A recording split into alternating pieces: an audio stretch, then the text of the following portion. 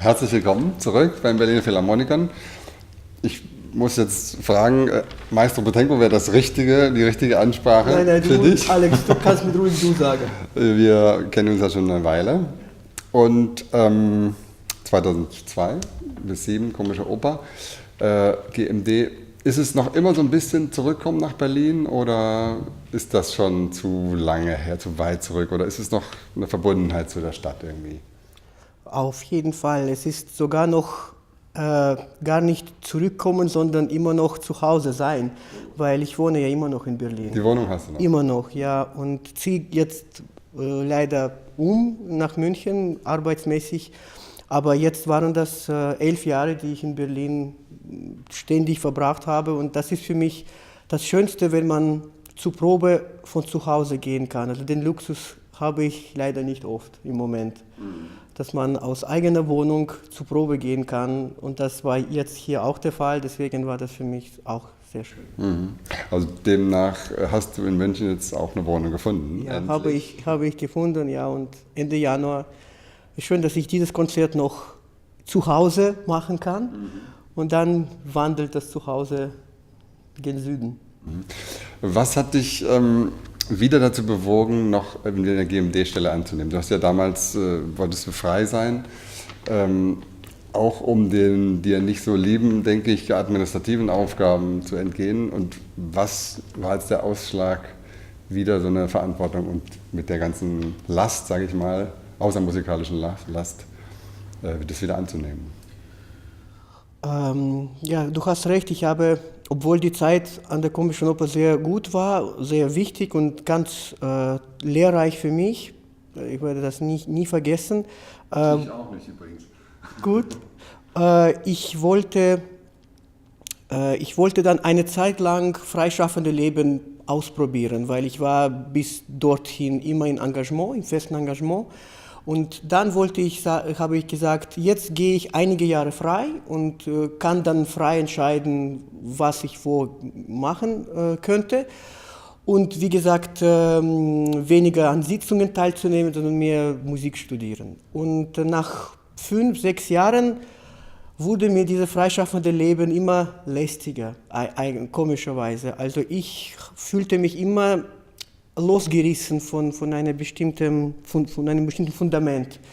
Und als Angebot aus München kam, war ich zuerst sehr im Zweifel, ob das nicht zu viel für mich wird und ob das nicht wieder... aber dann habe ich nochmal überlegt und ich glaube, dass für mich Arbeit an einem bestimmten Ort mir mehr liegt. Also ich bin gerne Gast bei manchen Anstalten, aber ich möchte gerne wieder fest arbeiten, weil ich möchte zu Hause arbeiten. Hast du das Gefühl, man kommt vielleicht auch tiefer in die Materie rein? Ja, ich glaube schon. Durch mehr Probenzeit oder durch... Nicht einmal durch mehr Probenzeit, sondern durch Menschenkenntnis. Wenn du mit Menschen arbeitest, die dich kennen, die du kennst über Jahre, weißt du genau oder besser, weißt du besser, wie du deine Arbeit, wann, an welchem Tag, in welcher Stunde du deine Arbeit wie tief anlegen kannst. Das ist ein großer Vorteil, als wenn du einem Orchester begegnest, das du nicht kennst. Dann bist du dann das Gefühl, ich bin da sehr scheu am Anfang, bis du das Gefühl bekommst, du weißt jetzt ungefähr, wie es geht, ist schon die Generalprobe. Und nächstes Mal, wenn du zu diesem Orchester kommst, fängst du wieder etwas von vorne an, obwohl du die schon besser kennst. Also wenn du ein festes Orchester hast, durch Kenntnis der Menschen, kannst du mit denen mehr machen, finde ich. Hast du jetzt hier auch ein bisschen das Gefühl, dass es schon mehr in diese Richtung geht? Du bist jetzt zum 3. Mal, glaube ich, hier? Ja. Ja, schon. Am ersten Tag war ich sehr scheu und dann nach und nach, so beim 2. Tag fühlte ich mich schon besser. Es ist für mich, hier zu sein bei diesem Orchester, ist für mich eine große Hürde. Also das ist für mich wie Mount Everest. Ohne, wie sagt man, ohne Ausrüstung. Nein, mit Ausrüstung, also mit eigener Ausrüstung. Das ist ein Riesending für mich. Und natürlich zunächst die ersten Stunden sind für mich persönlich, ich brauche ein bisschen Zeit, um mich freier zu fühlen. Ich bin am Anfang etwas verkrampft, aber dann, ja, du hast recht, jetzt beim dritten Mal, sage ich mal, am Ende fühle ich mich tiefer mit Musiker verbunden, als es beim letzten oder beim vorletzten Mal war. Also ich komme jedes Mal hier vielleicht ein Stück weiter. Das könnte ich so sagen, ja. Also ich kann dir in jedem Fall von unserer Seite aus sagen, oder ich glaube, ich spreche für viele Kollegen, wenn wir uns ganz ehrlich auf diese Konzerte wahnsinnig freuen. Und auf eigentlich jedes Mal auch die Zusammenarbeit, auch im Vorfeld schon. Man riecht das so ein bisschen. Petrenko Kompeda, das ist sehr spannend. Also wir sind alle sehr glücklich, dass du da bist. Dann, ich hoffe, das sagst du nur wegen der Karte. Natürlich. Die Programme, die du nach Berlin bringst, also zu uns bringst, sind ja nicht unbedingt so Highlight-Programme. Zunächst mal, wenn sie erscheinen auf der Jahresvorschau, geht bei uns so ein bisschen, oder das kennen wir nicht, oder was ist denn das? Oder im Nachhinein klärt sich das dann ein bisschen für uns, aber warum bringst du so etwas außergewöhnliche Werke mit? Gibt es da einen Grund dafür oder liegen die dir besonders am Herzen? Oder? Aus zweierlei Gründen. Erstens, jetzt das Stück von Scriabin ich wollte das Stück mit diesem Orchester in diesem Saal einmal spielen. Das wollte ich schon lange und als die Zeit kam, jetzt dieses Programm zu suchen, hatte ich überlegt, soll ich lieber da? Ich hatte andere Ideen für etwas, so ein massives Werk, habe ich mich jetzt dafür entschieden. Was Stefan betrifft, ich habe diesen Komponisten entdeckt vor ein paar Jahren und also dieses schreckliche Schicksal, dass man mit 27 im Ersten Weltkrieg getötet wird, also seine Musikbegabung ist ja absolut eindeutig und man kann nur, es ist jammerschade, dass er so wenig geschrieben hat und ich habe mir gedacht, wenn man schon solche Werke wieder spielen möchte, dann wirklich auf höchstem Niveau und wirklich mit einem weltbesten Orchester und wirklich ganz in einem Abo-Konzert richtig groß und nicht nur eins, sondern sogar zwei in einem Programm, dass man wirklich einen echten Schwerpunkt bildet und diese Musik einfach so gut wie möglich dem breiten Publikum zugänglich macht. Und den Strawinsky habe ich gewählt, weil diese Psalmen, es ist ein bisschen Psalmen Davids, es gibt auch Psalmen, es gibt Jubelpsalmen, aber es gibt auch sehr tragische Texte. Ich wollte das ein bisschen verknüpfen mit dem Schicksal von Stefan und dann aber mit dem Scriabin das Publikum doch wieder etwas munterer nach Hause schicken, gegen den Weihnachten entgegen, als nur jetzt mit einem rein informativen Programm. Also ich fand, es muss in einem Programm etwas sein durchaus für gewisse pädagogische Absichten. Die Musiker sollen etwas haben, wo sie Spaß haben. Beim Scriabin, glaube ich, ist das der Fall. Das Publikum soll etwas lernen, aber auch mitgerissen werden. Und beim Strawinsky gibt es etwas Andacht. Aber garantiert beim nächsten Mal, wenn ich da bin, bringe ich sicher, jetzt bin ich auch so weit, bringe ich auch sicher etwas Populäres. Das ist der zweite Grund. Ich brauche vielleicht noch ein bisschen Zeit, bis ich mich traue, mit einem richtigen Populärschinken hier zu kommen, dass das Orchester rückwärts spielen kann. Aber ich glaube, beim nächsten Mal bin ich schon so weit. Okay, also du wolltest, ist das der Grund, warum du jetzt auch den Scriabin hier machen wolltest? Du spielst ja mit ganz vielen tollen Orchestern permanent, also dirigierst permanent. Naja, aber ich wollte dieses Stück mit diesem Orchester unbedingt mal machen. Mhm. Und auffallend für mich jetzt, oder ich glaube für viele, ist eine extrem klare Klangvorstellung, die du vorher hast, ganz offensichtlich, und dann auch sehr unerbittlich eigentlich so lange arbeitest, bis du genau diese Klangvorstellung hast. Wie kommst du dazu dieser Klangvorstellung? Ist das im Kopf vorher fertig oder arbeitest du mit dem Klavier ein bisschen oder aufgrund von Erfahrungen bei anderen Orchestern? Diese extrem ganz deutliche Vorstellung. Ja, ich finde, findest du, dass das zu genau ist von mir oder? Nein, überhaupt nicht. Ich finde es eben bewundernswert, dass es so klar da ist, also da zu sein scheint und dass du dann auch wirklich so lange machst, bis das kommt, weil es ja auch für uns ein großes Erlebnis ist, wie viele Klangfarben letztlich drinstecken in so einem Apparat. Also ich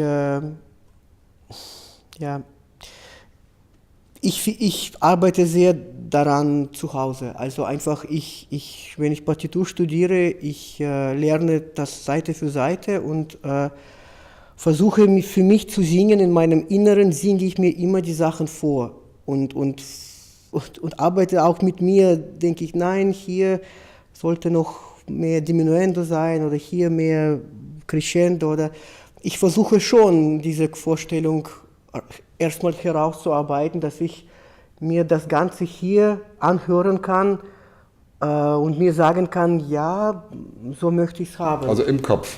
Ja, schon. Im Kopf oder im Herz oder wo ja, auch immer ja, also in liegt, mir. Ja. Also ja, ich glaube, ja, sonst, wenn man vor so einem Orchester tritt, kommt so viel auf dich zu, an Klang, an Möglichkeiten, an auch für unterschiedlichen Sichtweisen.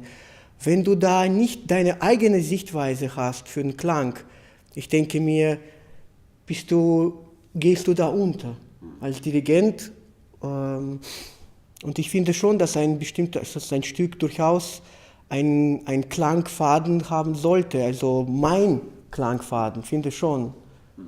Sollte ja bei jedem Dirigent unbedingt anders klingen. Und das kann wohl sein, wenn jeder Dirigent seine Klangvorstellung hat.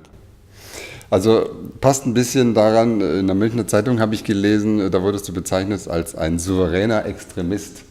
Fast so ein bisschen, finde ich, dahin, weil das eben dieses Extreme, also diese ganz klare Vorstellung und eben trotzdem die Souveränität zu haben, dass es kommt tatsächlich dann heraus. Wir hören auch Klänge, die wir sonst nicht jeden Tag bei uns selber hören, finde ich sehr gut. Auffallend ist auch das Probentempo. Finde ich sehr angenehm. Das ist sehr stringent, sehr, einfach, es geht in einer ziemlichen Geschwindigkeit voran. Also so empfinden wir das. Hast du das auch im Vergleich zu anderen Städten, wo du dirigierst, empfindest du das auch so? Oder? Ja, auch das ist eine Sache, die ich versuche, ich möchte auch eine Probe so gestalten, dass man hat so viele Ideen und man muss hier und da was probieren, aber ich nehme mir sogar manchmal vor und teile mir die Probe sogar manchmal ein. Dass ich sage, ich möchte in diese halbe Stunde so weit kommen, und manchmal sage ich mir, in diesen 20 Minuten möchte ich bis da kommen und das habe ich im Kopf. Ich glaube, das ist wichtig, dass man nicht das Gefühl hat, plötzlich passiert halbe Stunde wenig und dann plötzlich am Ende muss man eilen und verpasst etwas Wichtiges. Also ich glaube, dass Probentempo sehr wichtig ist letzten Endes für den Erfolg am Schluss. Ja, ich empfinde es auch als sehr, wie gesagt, angenehm, weil man sehr wach die ganze Zeit, also mir geht es so, sehr wach gehalten wird. Die Energie, die du versprühst, also schon in den Proben, im Konzert ist es ja dann noch extremer, frage ich mich immer, hat der auch eine Energiequelle irgendwo, wo er das wieder aufladen kann? Gibt es den Kirill Petrenko, der Urlaub macht oder sowas? Naja, wenig. Wenn ich viel Urlaub mache, kriege ich dann Entzugserscheinungen sofort. Ja, das ist bei mir merkwürdig. Also ich bin auch nach jeder Probe bin ich sehr müde. Wenn die Probe zu Ende ist bei mir wie, plötzlich fühle ich die Müdigkeit an und nicht wenig. Aber dann irgendwie, dann bereite ich mich wieder vor und kommt die nächste Probe und ich versuche mich selbst an diesem Zug zu halten, wie du sagst, wo man das Gefühl hat, man ist immer dabei. Ich weiß nicht, noch habe ich die Kraft und fühle mich in der Probe eigentlich nicht müde, erst danach. Ja, und so mal irgendwann im Jahr eine Auszeit gönnst du dir nicht? Oder? Ja, es ist, ich versuche jetzt weniger zu arbeiten. In letzter Zeit ich versuche gar nicht so viele Projekte anzunehmen. Jetzt in München wird es wieder mehr. Und ich arbeite eigentlich nicht so wie andere Kollegen, die jede Woche was machen. Ich mache das nicht, aber ja, dafür, dann, wenn ich die Woche mache, dann natürlich möchte ich, wenn man solche Musiker hat, dann möchte man natürlich alles erreichen. Und wenn man schon bei oder die Frage, gibt es für dich einen Ort, weil du ja doch aus Oms kommst, dann Österreich und dann Meiningen, Berlin, keine Ahnung, den du vielleicht so ein bisschen als Heimat bezeichnen würdest? Und die koppel ich gleich die Frage, steht dort ein Klavier? Weil du ja auch sehr viel Klavier gespielt hast früher. Nein, dort steht gar kein Klavier. Aber die Frage nach der Heimat ist in meinem Fall jetzt nicht mehr zu beantworten. Meine Heimat finde ich, es klingt jetzt sehr pathetisch, aber ich fühle mich in der Musik zu Hause. Eine geografische Heimat für mich zu finden ist schwer. Ich fühle mich sehr wohl in Österreich, wo meine Eltern am Bodensee, wo wir damals hingekommen sind. Ich fühle mich jetzt mittlerweile sehr gut in Berlin. Ich werde Berlin vermissen, jetzt kann ich das wirklich sagen. Ich fühle mich aber jetzt auch in Süddeutschland auch wohl, weil es auch näher zu meiner Mutter ist. Die wird auch jetzt schon nicht mehr die Jüngste. Ich fühle mich sehr wohl in Israel, wo ein Großteil meiner Verwandten wohnt. Aber so richtige Heimatgefühl habe ich leider nicht und Heimweh nach Omsk habe ich auch nicht.